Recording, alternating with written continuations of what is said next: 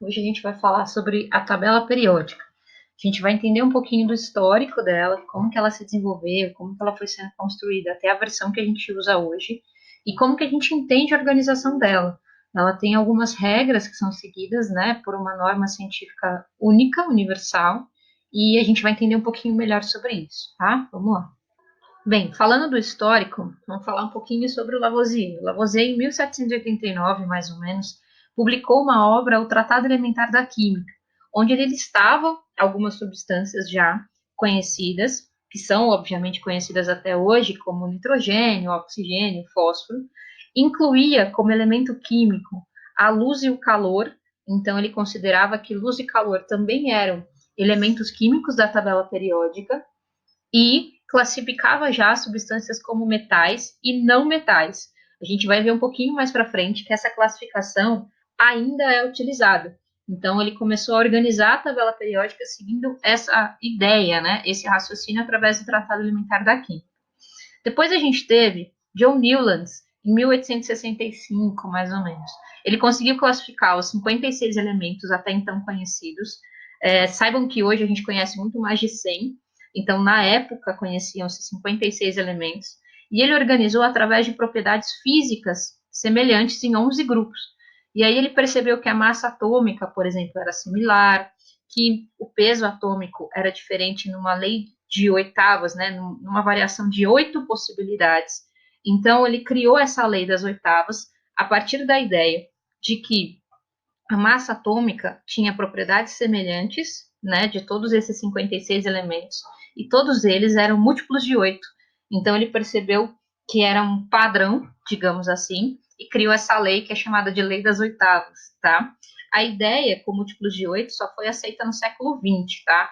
E a regra do octeto, que é usada até hoje para os elementos químicos, tem como base a lei das oitavas criada por Newlands, tá? Hoje a gente usa uma regra para organizar os elétrons, igual a distribuição eletrônica que a gente faz lá na sala, aqueles desenhos com as bolinhas, e ela foi baseada, né, construída a partir então da ideia da lei das oitavas do Newlands, tá? Bem, seguindo então a questão histórica, o Mendeleev, que é considerado o pai da tabela periódica, foi o primeiro a organizar uma tabela periódica primitiva, digamos assim. Então ele foi o primeiro a construir o desenho da tabela periódica muito parecido com o que a gente usa hoje. Então, ele é responsável, por isso, chamado de pai da tabela periódica. Na época dele, já se conheciam 63 elementos, aumentou um pouquinho em relação ao anterior, né? E ele conseguiu criar cartas, como se fosse um grande baralho. E essas cartas tinham as propriedades desses elementos: a massa, o número atômico, propriedades químicas, físicas, se ele é sólido, se ele é líquido e assim por diante. E ele organizou essas cartas de forma que, considerando as propriedades que ele analisou, químicas e físicas, esses elementos fossem colocados próximos. Então, elementos parecidos eram colocados próximos, criando um grande, né, baralho que hoje é chamado de tabela periódica. Aqui tem a imagem da tabela periódica que ele criou, que está aqui.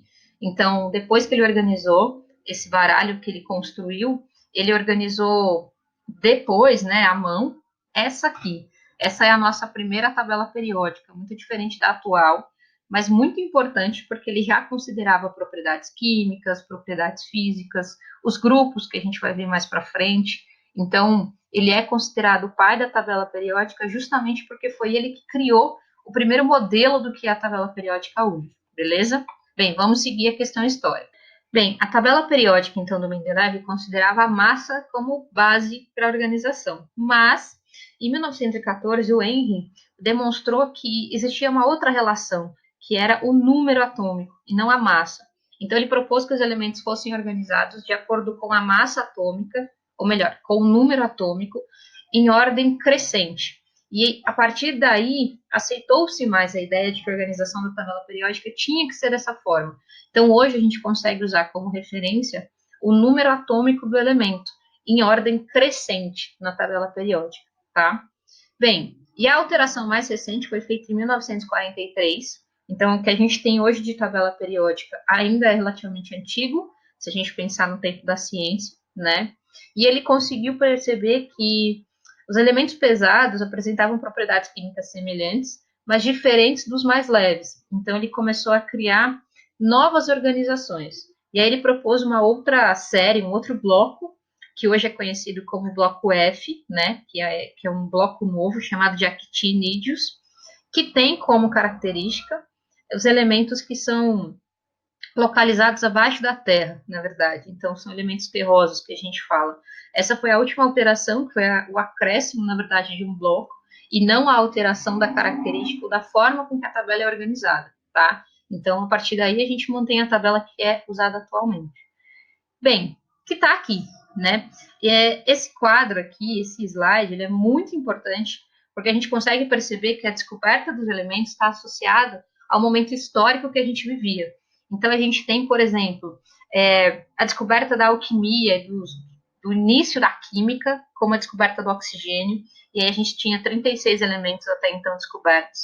Depois a gente teve a Revolução Científica, e aí a gente descobriu mais 22 elementos. Depois a gente teve o impulso da eletroscopia, que são os elementos usados, os aparelhos, né?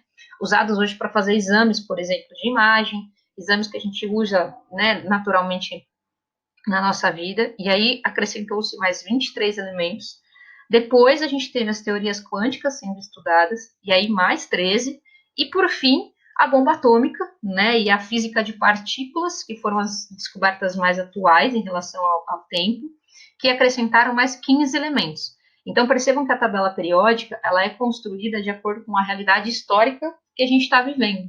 Então ela representa justamente as descobertas históricas que a gente consegue ter, e isso é muito importante, porque a gente sempre tem que ter um impulso para que a gente consiga, então, melhorar a ciência. Entendam sempre dessa maneira.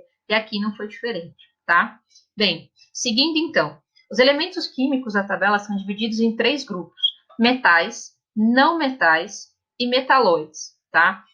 A gente fala muito mais dos metais e dos não metais, beleza? Mas os metalóides, eles também existem. E aí eles têm propriedades específicas, por isso então agrupados dessa forma. Por exemplo, os metais, eles têm brilho, que é uma coisa fácil, né, quando a gente pensa no metal. Eles conduzem calor e eletricidade e podem ser maleáveis ou podem ser transformados em fios. Enquanto que os não metais, eles são mais rústicos, são pobres em condução de eletricidade e normalmente eles têm um ponto de fusão mais baixo que os metais. Então a forma de trabalhar com eles é completamente diferente, tá? E os metalóides, eles são elementos intermediários. Então, eles misturam um pouquinho das propriedades de um e do outro e podem ter variações.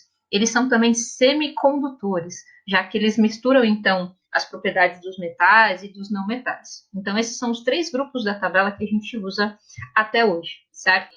Aqui, então, a gente consegue ver essa organização, tá? Dos metais, dos metalóides e dos não metais. A cor está um pouco clarinha, a gente vai ver melhor mais para frente, mas só para vocês entenderem esses 3 grandes blocos, digamos assim, que a gente encontra na tabela periódica, tá? Agora a gente vai falar da lei periódica. A lei periódica, ela tem algumas definições em relação à organização da tabela. Então, ela diz que as propriedades físicas e químicas dos elementos são funções de seu número atômico. Os elementos, eles são organizados de forma horizontal, na sequência numérica, né? Levando em consideração sempre o número atômico primeiro. E aí a gente tem os períodos, que são 7 linhas horizontais. Então, para cada linha horizontal que a gente encontra na tabela, a gente tem um período diferente, beleza? Ó, vamos... Opa, aí. Os elementos químicos, eles são representados por letras, tá? E eles têm a origem latina como referência. Então, o nome do elemento sempre vai ser dado em latim. Por isso que o símbolo, muitas vezes, não representa o nome em português. Se vocês olharem o sódio, olharem o potássio, olharem o enxofre, olharem o fósforo e o ouro. Aqui a gente consegue perceber que o nome latim é o que dá a sigla que a gente vai usar na tabela. Quando a gente tem nomes muito parecidos, com a mesma inicial, a gente acrescenta uma segunda letra minúscula, que é o caso, por exemplo, do sódio, em que o símbolo é o Na, e no caso do ouro, tá? Em que a gente tem também uma segunda letra. Então, a nomenclatura sempre vai ser do latim, tá? Agora eu vou contar um segredo para vocês, na verdade, que vai facilitar a vida de vocês. Quando a gente faz a distribuição eletrônica, a gente usa uma sequência de letras, certo? Essa sequência de letras, ela também é usada aqui, que são os nossos períodos, os nossos 7 períodos, tá? Se vocês olharem, ó, o K, o L, o M, o N, o O, o P e o Q são as letras que a gente usou para fazer a distribuição eletrônica. Então, o período M, por exemplo, termina a distribuição eletrônica no M. O período O termina a distribuição eletrônica no O. Então, a gente não precisa fazer toda a distribuição eletrônica sempre. A gente pode olhar na tabela e identificar que todos os elementos do período P, eles terminam a distribuição eletrônica nessa camada de valência, nessa linha do elétron dele, né, do átomo dele. Então, fica mais fácil da gente identificar. Então, são 7. As duas colunas de baixo repetem o P e o Q, porque é uma característica, é uma propriedade química, mas fica mais fácil de identificar. Esses períodos, então, são 7, que a gente identifica de forma horizontal, tá? Bem, a gente tem também as famílias e os grupos, que são as verticais, tá? Então, a gente tem, vamos acrescentar aqui, 18 famílias ou grupos, tanto faz o nome, que são na vertical. Então, a gente tem 7 períodos na horizontal e 18 famílias na vertical. É desta maneira. Então, a família 1, a família 2, a família 3 e assim por diante, tá? É dessa maneira que a gente consegue organizar. Bem, seguindo adiante, vamos lá. Aqui a gente tem as famílias, certo? E as propriedades. Então, ó, vamos lá. Eu disse para vocês que os elementos são organizados de acordo com as suas características parecidas. Então, a gente tem a família 1 e a família 2, e da 13 em 18, grupos específicos. E as famílias do 3 ao 12, elementos de transição, que são elementos que misturam características das demais famílias. Então, eles foram organizados dentro desse bloco, que são do número 13 ao número 12. Então, se vocês olharem, a família 18 é dos gases nobres. A família 15 é o grupo do nitrogênio, 14 do carbono, A1 dos metais alcalinos. Então, as famílias elas foram organizadas de acordo com as propriedades químicas e físicas também, tá? Agora a gente vai falar um pouquinho dos metais, não metais e os metalóides. Os metais representam essa parte todinha da tabela, tá? Eles têm algumas características específicas, como serem eletropositivos, serem sólidos, terem um brilho, serem maleáveis, condutores de eletricidade e assim por diante. A gente tem os ametais, que correspondem a essa parte da tabela periódica, e também possuem suas características próprias, como está aqui colocado para vocês. Então, eles não conduzem eletricidade, são opacos, quebradiços e são negativos, tá? E aí a gente tem os gases nobres.